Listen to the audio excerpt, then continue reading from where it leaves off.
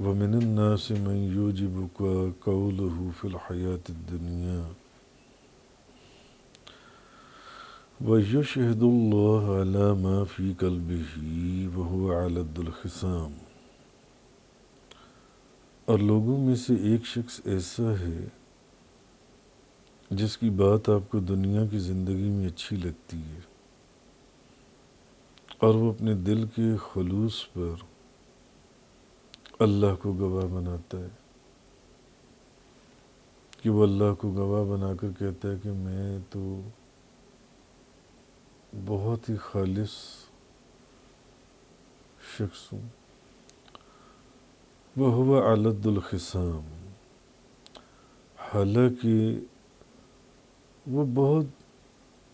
لڑنے والا، جھگڑا کرنے والا شخص ہے۔ وَإِذَا تَوَلَّى سَعَىٰ فِي الْأَرْضِ لِيُفْسِدَ فِيهَا،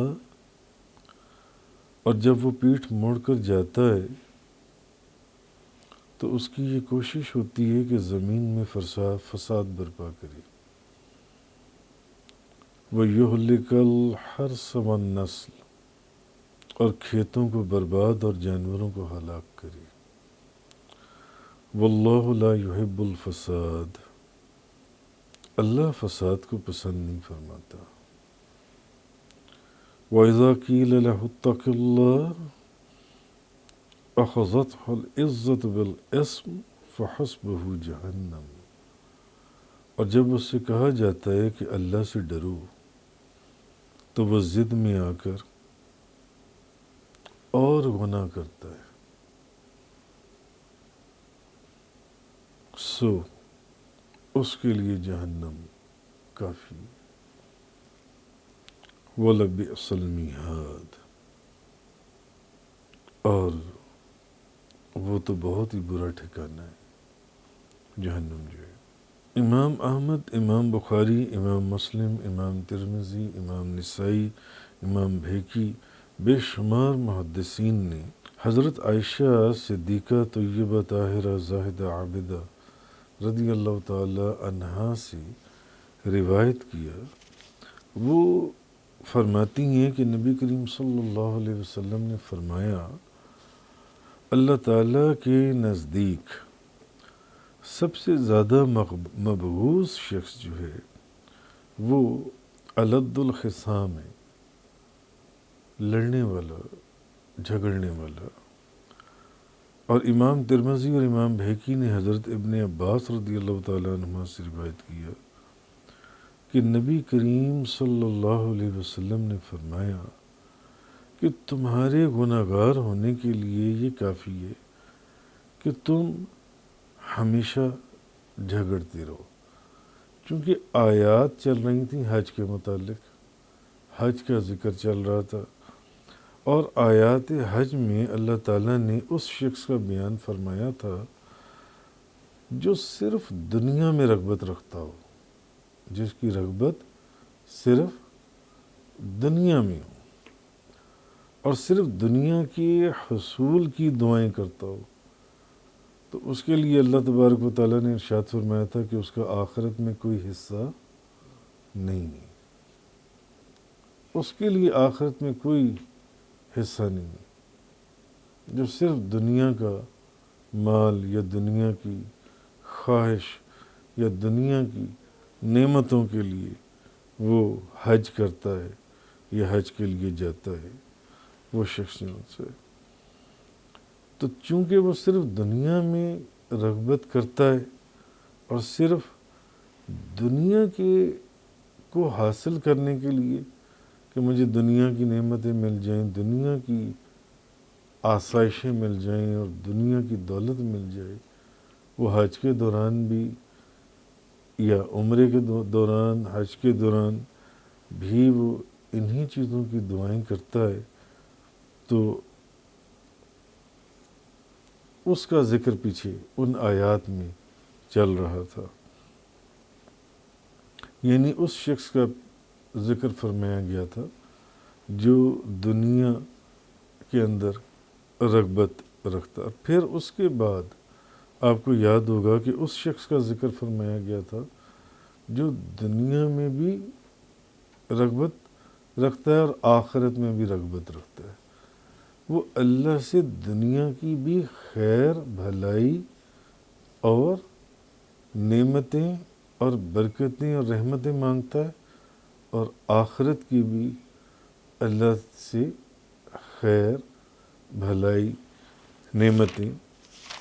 رحمتیں اور برکتیں اللہ تعالیٰ سے مانگتا ہے۔ وہ وَمِنْهُمْ مَنْ يَقُولُ رَبَّنَا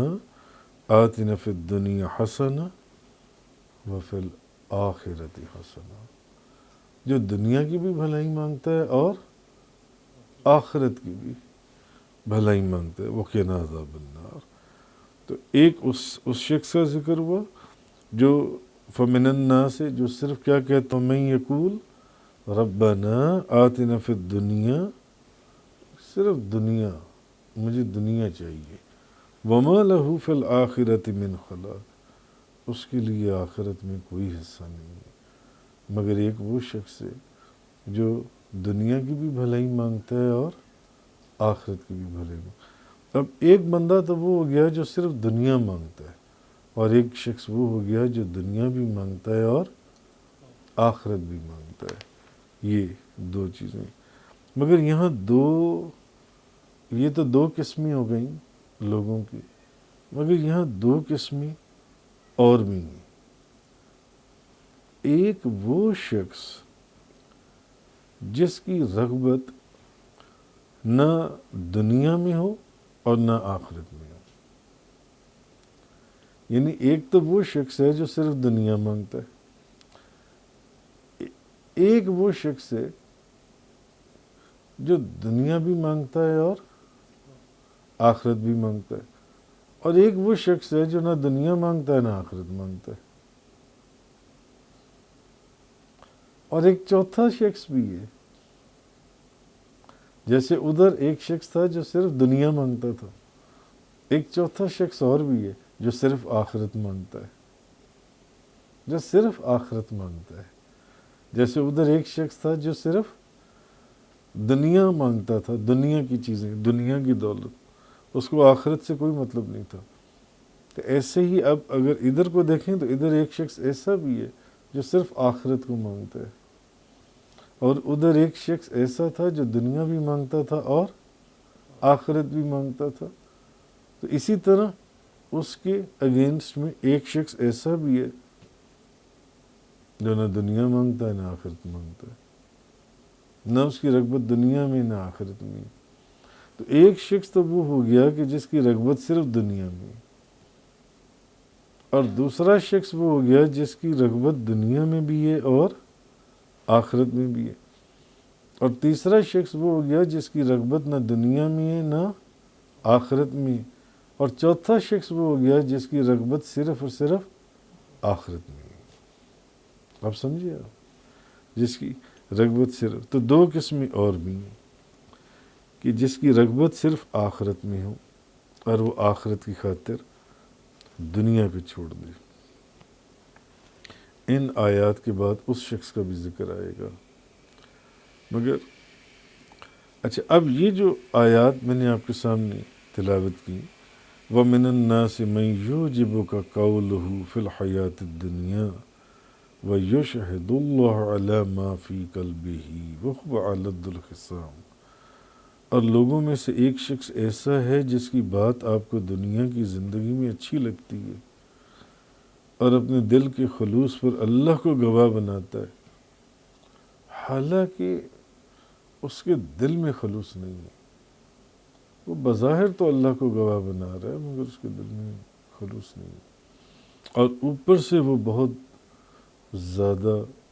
لڑنے والا، جھگڑنے والا۔ وَإِذَا تَوَلَّى سَعَىٰ فِي الْأَرْضِ لِيُفْسِدَ فِيهَا وَيُهْلِكَ الْحَرْثَ وَالنَّسْلَ، اور جب وہ پیٹھ موڑ کر جاتا ہے تو اس کی یہ کوشش ہوتی ہے کہ زمین میں فساد برپا کرے اور کھیتیوں کو برباد اور جانوروں کو ہلاک کر دے۔ وَاللَّهُ لَا يُحِبُّ الْفَسَادَ، اللہ فساد کو پسند نہیں کرتا۔ وَإِذَا قِيلَ لَهُ اتَّقِ اللَّهَ،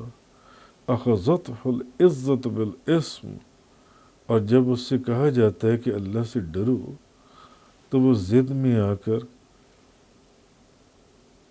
اور گناہ کرتا ہے۔ جب اس کو کچھ سمجھایا جاتا ہے تو وہ بات کو سمجھنے کی بجائے پہلے اگر ایک غلطی کرتا ہے تو اب 10 غلطیاں اور کر دیتا ہے، اب اور گناہ کے اوپر گناہ کرتا ہے۔ فحسبہ جہنم، سو اس کے لیے جہنم کافی ہے، وَلَبِئْسَ الْمِہَادُ، اور وہ بہت ہی برا ٹھکانہ ہے۔ تو یہ جو آیات ہیں یہ اخنس بن شریک ایک شخص تھا، اس کے متعلق یہ آیات نازل ہوئی۔ وہ بندہ نبی کریم صلی اللہ علیہ وسلم کے پاس گیا اور کہا میں اسلام لانے کا ارادہ کرتا ہوں، اور قسم کھائی کہ وہ صرف اسی لیے آئے۔ نبی پاک صلی اللہ علیہ وسلم کے پاس آیا اور آ کے کہنے لگا کہ میں اسلام لانے کا ارادہ رکھتا ہوں، اور یہ کہا اور اوپر سے اس نے قسم کھا لی۔ کہنے لگا میں قسم کھاتا ہوں کہ میں اسلام قبول کرنے کے لیے آیا ہوں، میں اسلام لانے کے لیے آیا ہوں۔ اور پھر جب نبی پاک صلی اللہ علیہ وسلم کے پاس بیٹھا رہا، باتیں کرتا رہا، حضور اس کی باتیں سنیں، حضور کو اس کی باتیں اچھی لگیں، باتیں تو بڑی اچھی کرتا ہے بظاہر جن سے، بڑا باتیں کرنے والا ہے یہ تو۔ مگر جب وہاں سے اٹھا تو باہر جا کر مسلمانوں کے جو مال تھے ان کو تباہ کر دیا، برباد کر دیا ان کو۔ اور ایک اور روایت میں ہے کہ وہ مدینہ منورہ میں نبی پاک صلی اللہ علیہ وسلم کے پاس پہنچا اور اس نے اسلام کا اظہار کیا، اور نبی کریم صلی اللہ علیہ وسلم سے بڑی باتیں کرنے لگا، تو حضور کو نہ اس کی باتیں اچھی لگیں، حضور کو اس کی باتیں اچھی لگیں۔ اس نے کہا یا رسول اللہ میں تو اسلام قبول کرنے کے لیے آیا ہوں، میں تو اسلام لانے کے لیے آیا ہوں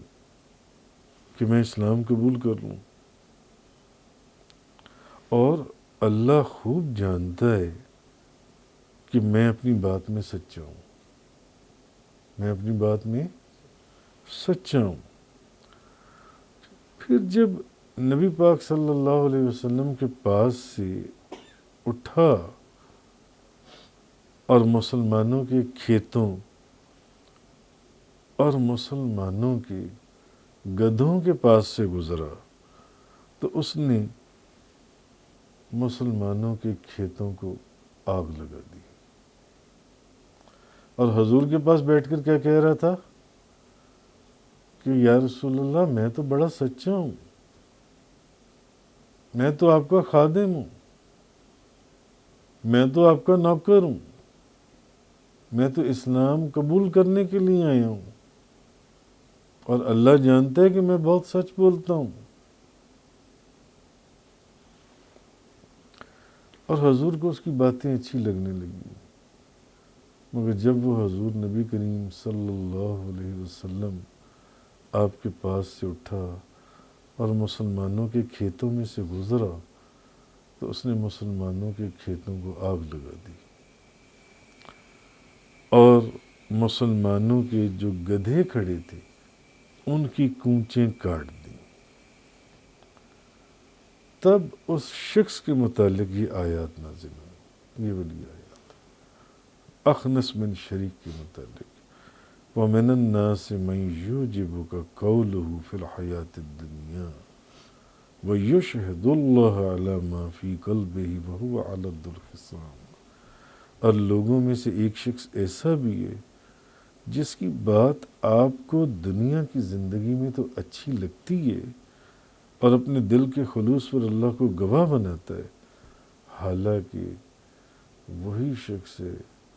جو سب سے زیادہ خراب ہے، جھگڑا کرنے والا ہے اور لڑنے والا ہے۔ وَإِذَا تَوَلَّى سَعَىٰ فِي الْأَرْضِ لِيُفْسِدَ فِيهَا، اور جب وہ پیٹھ موڑ کر جاتا ہے، جب وہ آپ کی طرف پیٹھ کر کے جاتا ہے، تو اس کی یہ کوشش ہوتی ہے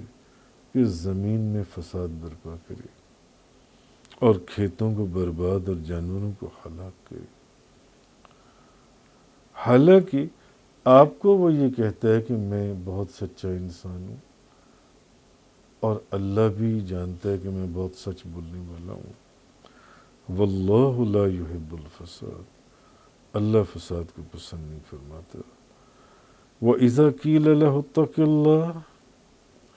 اور جب اس کو سمجھایا جاتا ہے، اس کو کہا جاتا ہے کہ اللہ سے ڈرو، تو وہ ضد میں آ جاتا ہے، اور ضد میں آ کر وہ اور گناہ کرتا ہے۔ فَحَسْبُهُ جَهَنَّمُ، یہ وہ شخص ہے جس کے لیے جہنم ہے، وَلَبِئْسَ الْمِہَادُ، اور وہ جہنم جو ہے یہ بہت برا